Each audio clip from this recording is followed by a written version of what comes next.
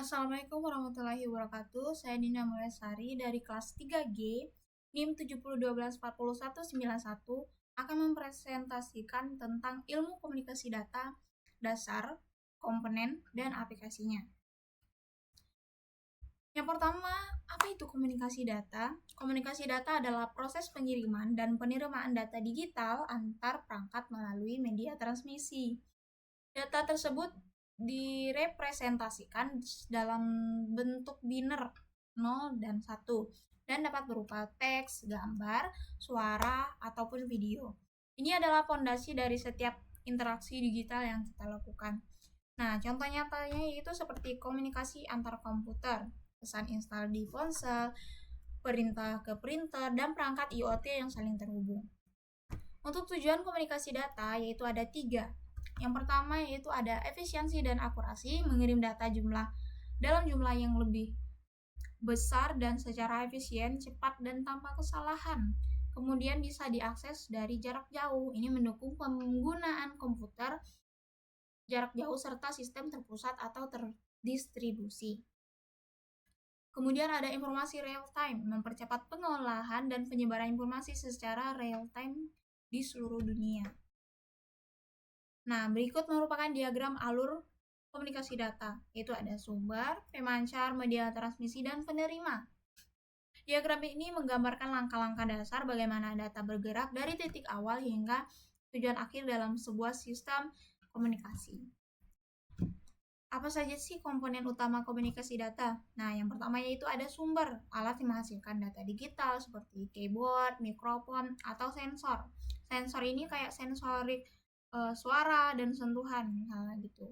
Kemudian ada pengirim, transmitter, mengubah data menjadi sinyal yang dapat mengirim melalui media transmisi. Kemudian yaitu ada media transmisi, saluran fisik atau nirkabel tempat sinyal data merambat seperti kabel serat optik, atau gelombang radio. Selanjutnya yaitu ada penerima, menerima sinyal dan mengubahnya kembali menjadi data digital yang dapat dipahami. Kemudian yaitu ada tujuannya, perangkat akhir yang menggunakan atau memproses data seperti komputer atau printer. Oke, kita lanjut yaitu ada model komunikasi data dan protokol. Modelnya itu seperti OSI, Open System Interconnection, dan TCP atau IP, Transmission Control Protocol atau Internet Protocol, yang berfungsi sebagai kerangka kerja yang mengatur bagaimana data dikirim dan diterima. Protokol-protokol ini memastikan pengiriman data yang andal, terstruktur, interoperabilitas antar perangkat dan jaringan yang berbeda. Tampaknya konektivitas global tidak mungkin terjadi.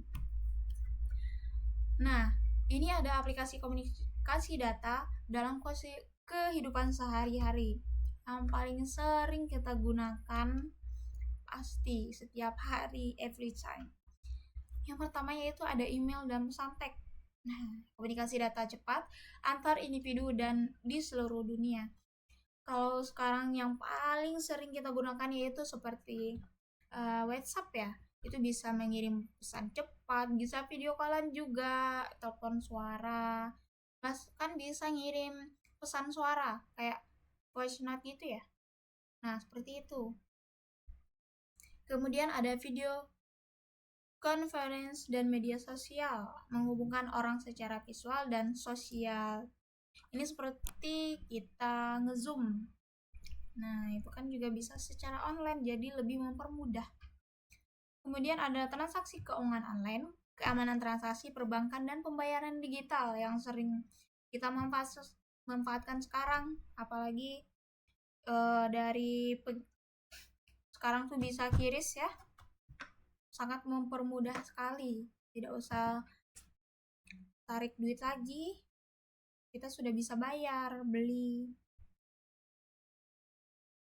Ini transaksi keuangan online-nya seperti perbankan online yang contohnya BRI, BSI Mobile, dan lain sebagainya.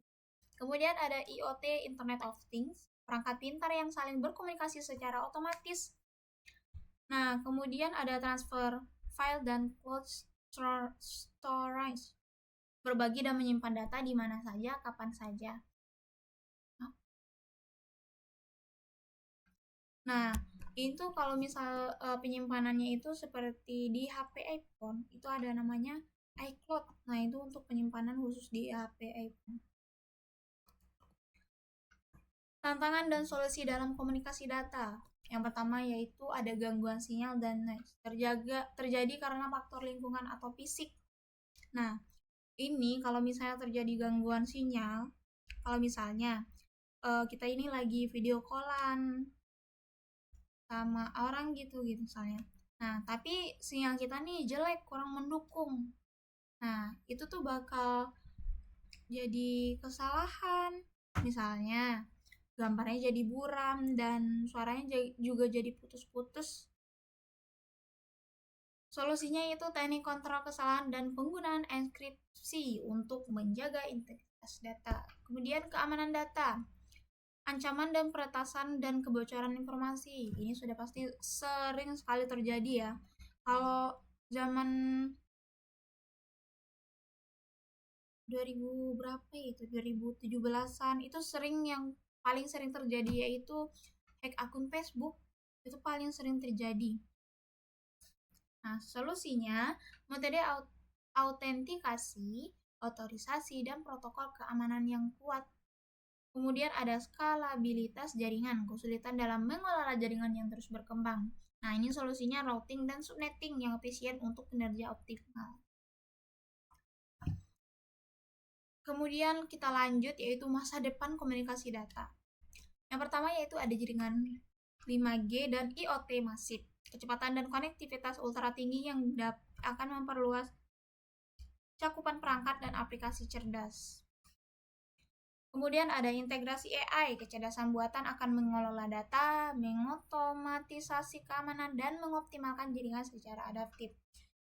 AI sekarang ini sangat membantu sekali ya. Lanjut, tulang punggung transformasi digital. Komunikasi data akan terus menjadi fondasi utama bagi inovasi teknologi dan bisnis global. Masa depan menjanjikan jaringan yang lebih cepat, lebih cerdas, dan lebih terintegrasi membentuk tulang punggung transformasi digital global. Kenapa sih ilmu komunikasi data itu penting? Yang pertama yaitu menghubungkan dunia, memungkinkan konektivitas global yang efisien dan aman. Kemudian mendorong inovasi, mendukung berbagai inovasi, teknologi, dan model bisnis modern. Kunci pemahaman, fondasi untuk memahami dan mengembangkan sistem komunikasi masa depan. Sekian presentasi saya akhiri. Wassalamualaikum warahmatullahi wabarakatuh.